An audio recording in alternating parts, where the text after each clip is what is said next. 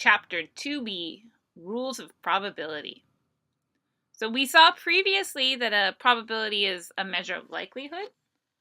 And so now we're going to look at how we can combine probabilities and then also at long-term behavior for random events. So make sure you've read through the why and the learning objectives and the vocabulary, because we'll be discussing this vocabulary in our reading.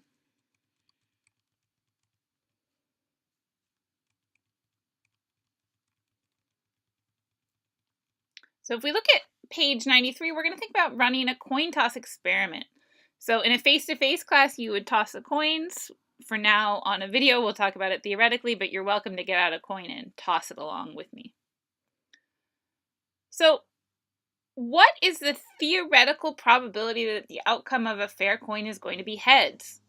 Theoretical probability is calculated using what we know to be true about a fair coin, that it's going to come up 50-50. So we say the probability of heads in theory is 1/2 or 0.50. So if I ask each student in class to toss a coin 10 times and count the number of heads, do you expect that each student is going to count 5 heads? So probably not. We expect some variation due to chance, right? I'd be surprised if someone only got 1 head or 0 heads, but I wouldn't be surprised if a student got 4 heads or 6 heads, because we know tossing a single coin is a random event. So now you can go ahead and toss a coin 10 times and fill in the outcomes as heads or tails, and count your 10 trials. If you've got a friend, you can combine it with your friend's tosses, or you could toss a few more times and count how many you'd get if you did it maybe 30 or 40 times, like if you were in a group. So then we could put it together to find the fraction for a whole class trial. So recently when I did this in class, we had 102 heads out of 200 tosses total. So we had 20 people who tossed a coin 10 times. So as a fraction, this is very close to half. As a decimal, it's 0.51. So this fraction for the class trials is what's known as the relative frequency, since we're counting how often heads occur, 102 times, relative to the total tosses, 200. So by converting each calculation to a fraction or decimal, we're able to compare relative frequencies with different denominators, as well as compare the relative frequency to the theoretical probability. So as the number of coin toss trials increases, what happens to the relative frequency of heads? Well, when we combined all 200 coin tosses from the class, the relative frequency was close to 0.50, which is the theoretical probability of heads. This is exactly what the law of large numbers says. Even though tossing a coin is a random event, if we toss a coin enough, we expect to get close to this theoretical probability of 0.50 for the probability of heads. So question F says a local soccer team caught a player from the other team sneaking in a coin to use in the coin toss at the start of the game, and the soccer team has asked you to investigate if the coin is fair. So explain how you would test to see if the coin is fair.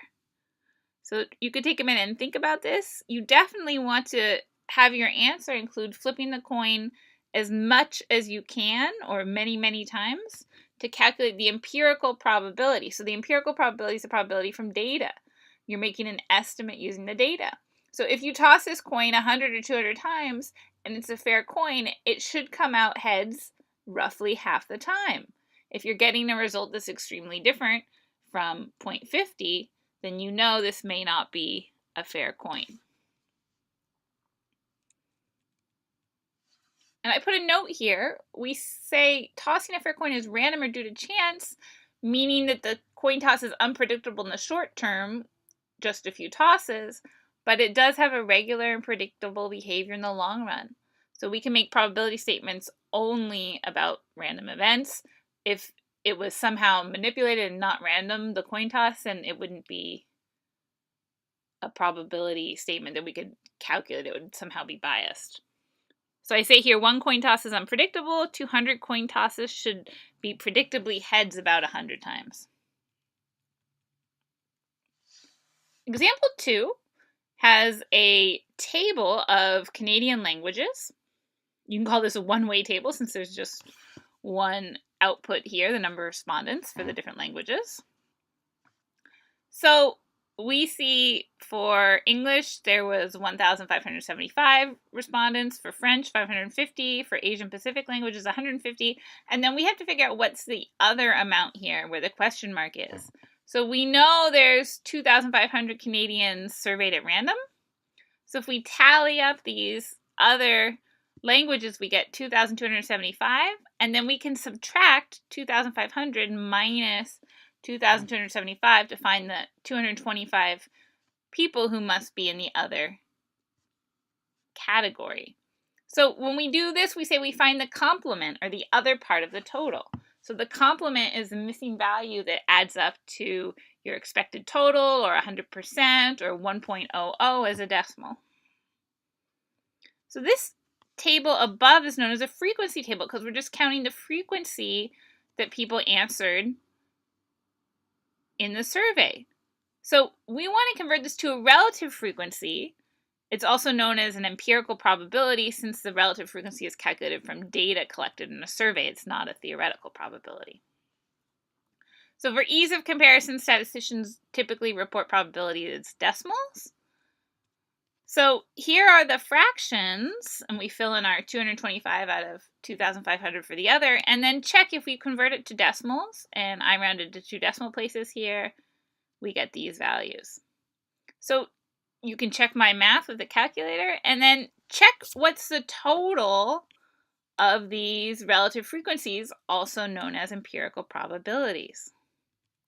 So verifying a calculator, the total is 1.0, which makes sense since we have 100% of the survey responses. All 2,500 people are counted in the survey. And now we want to use a table to answer these questions. So note that what we're referring to as probabilities are empirical probabilities, meaning they come from data. So in real life, when we talk about probability, we can be referring to a theoretical probability or an empirical probability. Realistically, often we only have empirical probabilities. We don't always know a theoretical probability of how something should be because we don't always have a theoretical model for something like the distribution of languages spoken. So what's the probability that a Canadian's native language is not English? So one way to do this is by calculating the complement. So we know the probability of English is 0.63. So we can say, well, we know everything has a total 100% or 1. So we can say 1 minus the probability of English, or 1 minus 0.63, and get 0.37 here. So this is calculating the complement. So we could say the probability that language is not English is 0.37. You could call it 37% if you like. And you can check if you add up all the non-English languages, 0.22 plus 0.06 plus 0.09, that also totals 0.37. One reason we use the complement very often is it's typically a faster calculation than adding up all the other possibilities.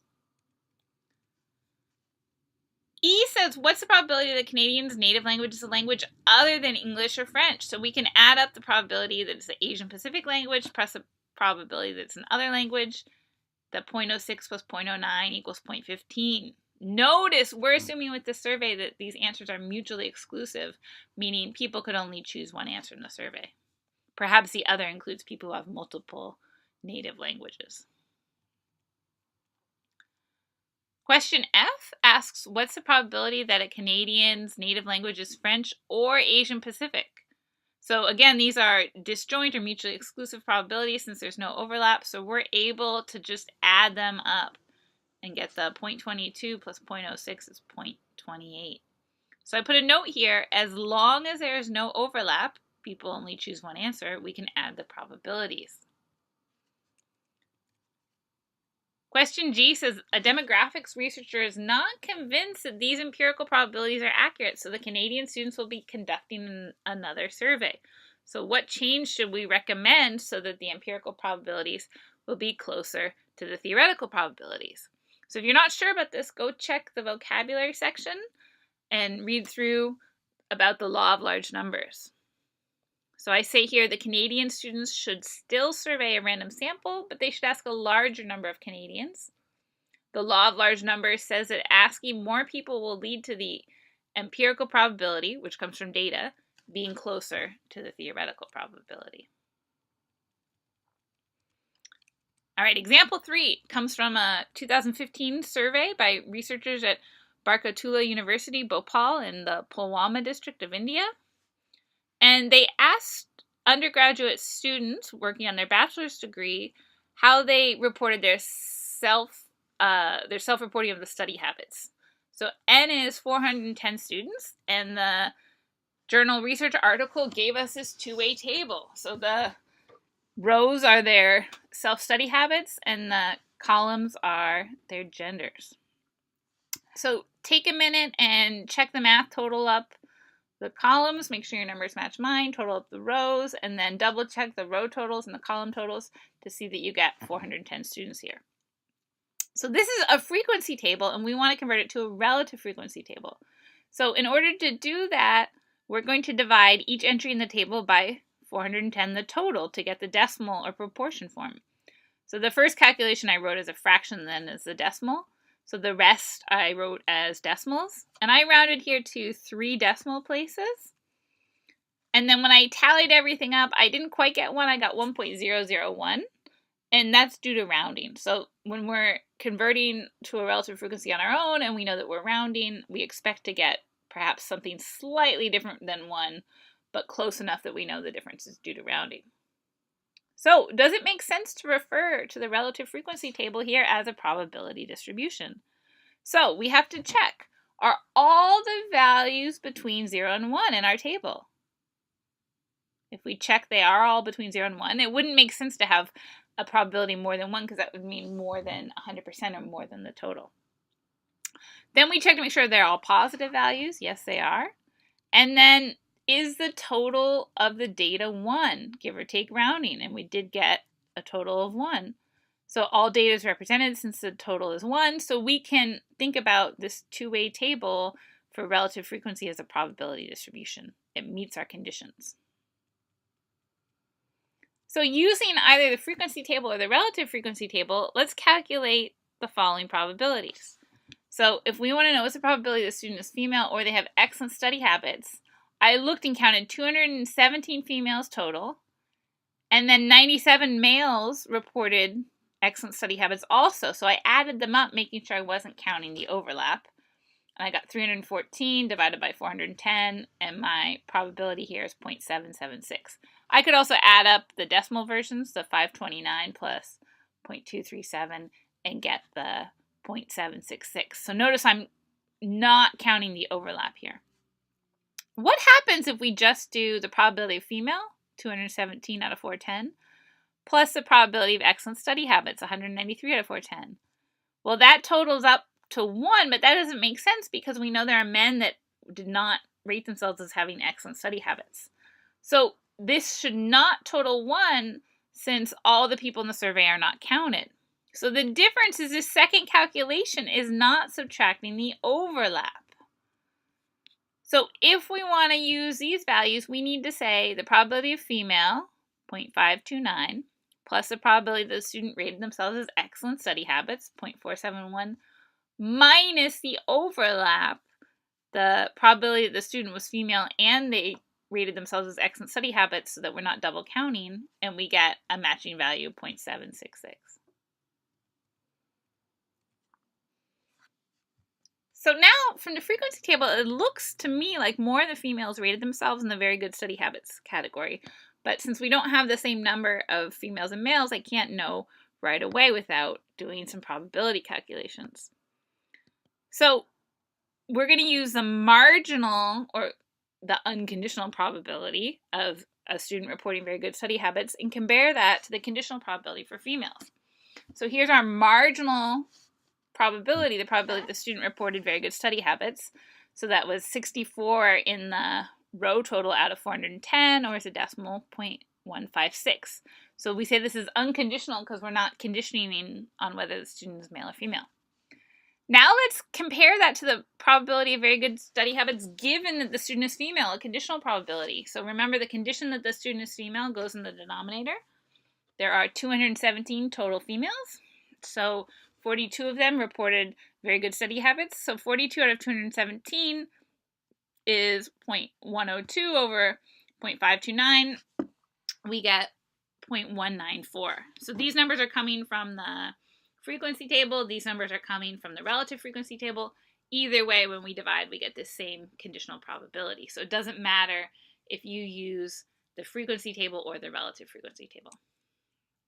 So now we want to check to see, is this relationship independent or dependent, whether the student is a female and they report very good study habits.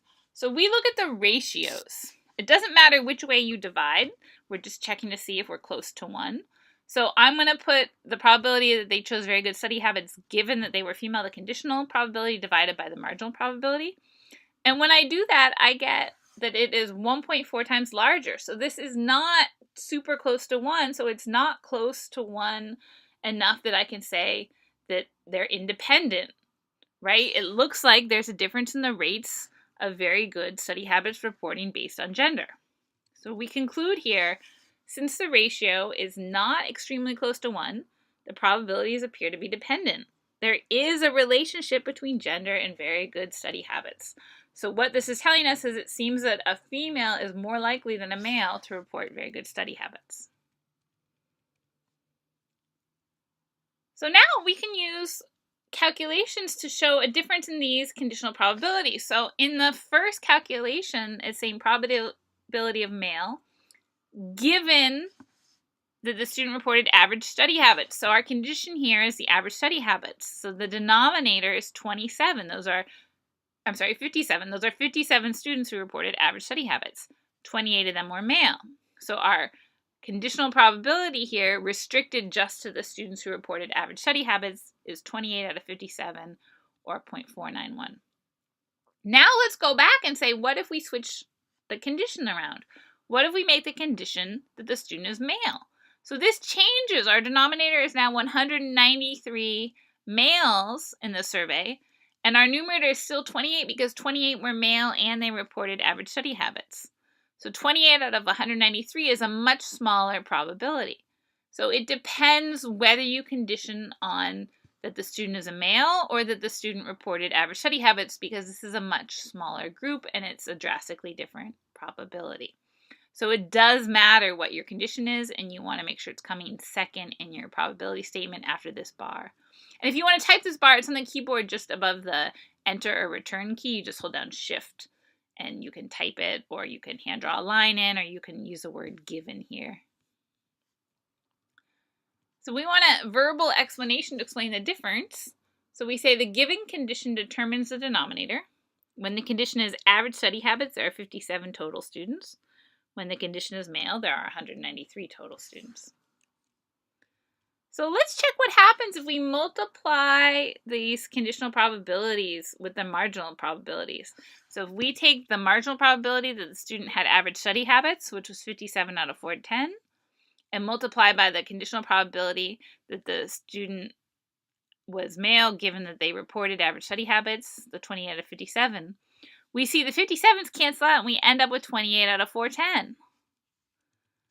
Similarly, if we take the probability that the student was male and multiply it by the average study habit, probability of average study habits, given that the student is male, we've got 193 out of 410 times 28 out of 193, and then 193 values cross cancel, and we get 28 out of 410, the same fraction. So notice in these calculations, our marginal probability here, the probability of male, corresponds to the given condition, right? That the students are male. And so that's what's letting us cancel out the 193 value here. Similarly, the marginal probability was the 57 students who reported average study habits out of 410.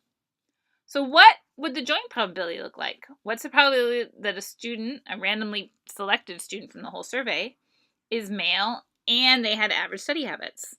Well, that's 28 out of the 410. So what we see here is what's known as the multiplication rule.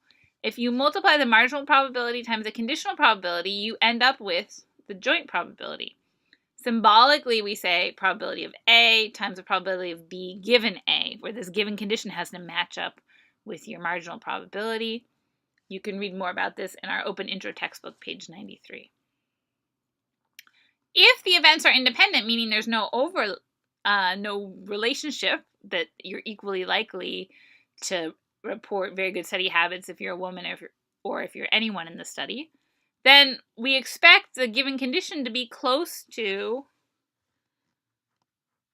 the marginal probability. So the conditional probability is going to be close to the marginal probability, and the rule just simplifies to be probability of A times probability of B, because we're able to substitute out the conditional probability with a marginal probability here. So this would be something like if students equally reported very good study habits, whether they were male or female, it wouldn't matter which probability we used because the probabilities would be equal when we have a conditional probability.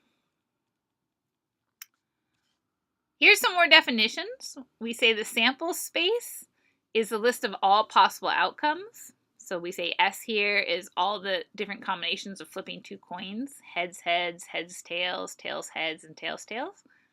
And then we say an event is something specific happening, some subset or some part of that sample space. So here, if the event is that we get exactly one heads, that can happen two ways. You could get heads and tails, or you could get tails and heads. So we say that event is HT or TH. So if we want to know the probability of this event happening, we can say the probability of the event is 2 out of 4 total outcomes. So 2 out of 4, or half the time we expect to get one head when we're tossing a coin. So common gambling games involve rolling 2 die. So here are some different ways that we can draw out the sample space. Notice this picture has a typo, so I drew in the second dot here. You can add that in on your packet also.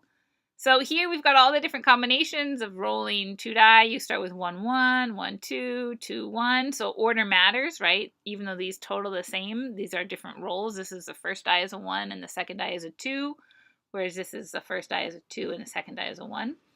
All the way up to both dies being 6 down here in the bottom corner. We can enumerate this as a table. So we could think about first die and then second die. And so we've got dice number 1 and dice number 2. And so we could think about these as ordered pairs. You know, a 2 and a 1 means the first die was a 2, the second die was a 1.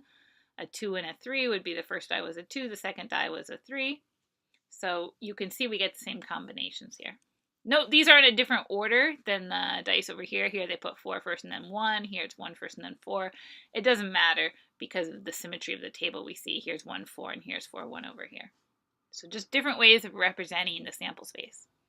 So this is by picture, this is by table, and yet another way is with a tree. So if we look at a tree, we start with the first 6 possibilities for the first die, and then each of those possibilities has 6 different possible second die rolls. So if we look here, we end up with 36 total outcomes, just like our table had 36 total different outcomes, and our picture had 36 total different outcomes for the 2 die. So then in the table, we've gone ahead and summed up the die. So we see if you got a 1 and then a 1, the sum is a 2. If you got a 1 and then a 2, the sum is a 3. So all the possible sums of 2 die are here. So we want to make a probability distribution table. So x is our variable, which in this case is the sum of the die, and then we want to figure out what's the probability of getting that sum, or what's the probability of x. So what's the probability of getting a sum of 2? Well, that only comes up once if you get a 1 and a 1, and so that probability is 1 out of 36. How many different ways could you get a sum of 3? Well, you get a 1 and a 2, or you could get a 2 and a 1. So that is 2 different ways, so that's 2 out of 36. Similarly, you can see where these values are coming from. You can count up the number of ways to get a sum of 4 or 3, etc., all the way up to getting a 7. A 7 is the most common sum, and you can see that comes up 6 out of 36 times. After that, by symmetry, we see a sum of an 8 comes up 5 times. A sum of a 9 is less frequent, comes up 4 times, all the way down to the sum of 12, which only comes up once if you have 6 and 6. So you can check these values over here. You can see I put some dots next to my 10s as I was counting for the sum of 10, and so I verified there was 3 out of 36. So go ahead and take a minute and count through to verify these probabilities. Now, this is a probability distribution, so what should everything total? It should total 1, right? You can double check and add it up, and we should get 36 out of 36. So are these probabilities theoretical or empirical probabilities? So we say these are theoretical probabilities based on our knowledge of a fair die that each face comes up 1 out of 6 times. We didn't generate this table from actually throwing 2 die many times. This did not come from collecting data. So if you threw 2 die maybe 1,000 times, you'd expect similar results, but they didn't come from throwing the die, so they are theoretical probabilities, not empirical probabilities. Many gambling games are based on the rolls that occur most frequently. So for example, craps and roulette both pay out based on frequency. So which face total has the highest frequency? And we saw a face total of 7 comes up with the highest frequency. So that's 6 out of 36, or 1 out of 6 if we reduce a fraction, or 0.1667, or as a percent, 16.67%. If someone asks for probability, you can give a fraction or a decimal answer. Any of these are reasonable ways to report probabilities. Typically, I like to round to 4 decimal places. So now we want to know, well, what's the average or mean roll for 2 die? So we have to take into account that some faces come up more often than others. So this is what's known as a weighted mean. So to calculate the weighted mean for these 2 die, we multiply each face by its probability. So for example, a face value of 2 only comes up once, so that has a probability of 1 out of 36. Similarly, a face value of 3 comes up twice, so we're going to multiply that by 2 out of 36. This has double the weight because it comes up twice as often. You can see our symmetry here. You know, the 2 comes up 1 out of 36, and 12 comes up 1 out of 36. And then here in the middle, 7 comes up the most, so that's getting multiplied by 6 out of 36. So each calculation is the face value multiplied by the probability of that particular face. So you can check the multiplication and see we get 252 out of 36, or if we reduce it down, we get 7. So is this surprising? The average roll for 2 die is the same as the most popular roll. So the weighted average, or the weighted mean, is known as the expected value. And so we say this makes sense since the probability distribution is symmetric. It makes sense that the center is the mean, right? There's no skews or tails in this distribution. So similar to the weighted mean calculation, the standard deviation calculation also needs to include the probability weight because some faces come up more often than others. So this table works through the standard deviation calculation. This is not something I'll typically ask you to do by hand, but we'll look at the calculation just this once and then outsource it to a computer or StatCrunch or another program most often. So the probability of getting a sum of 2 happens 1 out of 36. And then we have to compute, well, how far is that from the mean? So 2 minus 7, that's 5 below the mean of 7. And then remember, we don't like negative values in statistics because we're thinking about the overall distance, not worried about whether it's up or down. So we square it. And then that 25, the squared results, gets multiplied by 1 out of 36. So we're taking the square of the distance from the mean and then multiplying it by the probability. So we get this result. So we continue all the way down the table. Notice that a face value of 7 is the average. So if we say 7 minus 7, that's a 0 there. That is no distance from the mean. Remember, we're computing the standard deviation, so of course the mean has no difference from the mean. You can see some symmetry in the table here. It's not perfectly symmetric, I don't think, because, oh no, it is perfectly symmetric. So now we want to sum up all these values, right? We're working through this messy standard deviation formula over here. So the sigma is the sum. So we add up all these values. We get 210 out of 36, or 5.83. And then we finish off our calculation by taking the square root. So the standard deviation is 2.415. So we just worked through this formula here, the square root of the sum of the distance from the mean squared times the probability. So this mu sub x represents the mean of the variable x. So in our calculation, that weighted mean was 7. So in the dice example, the total of the 2 faces of the dice is what we call a discrete random variable. as we talked about in Chapter 1. So the dice face only takes on whole numbers through 2 through 12, and our probability distribution looks like this. Notice it's symmetric. Here's our peak at 7, which is not surprising that our mean is the same as the median, the middle number. For continuous random variables, where it could be any possible decimal value, we get a smooth curve like this that we call the probability density curve. So recall that the smooth curves are mathematical models, and we use a mathematical model to describe a probability distribution so that we can use technology, right? Because we can calculate areas in these values really precisely using the smooth mathematical model. And so we're going to, even if something's roughly this shape, we're going to use this shape to model and create an estimate of the probabilities.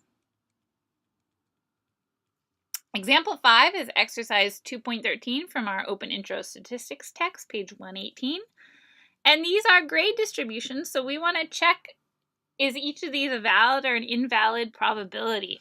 So the 3 things that we're checking here for probability distributions are that they add to 1, all values are between 0 and 1, and that there are no negatives.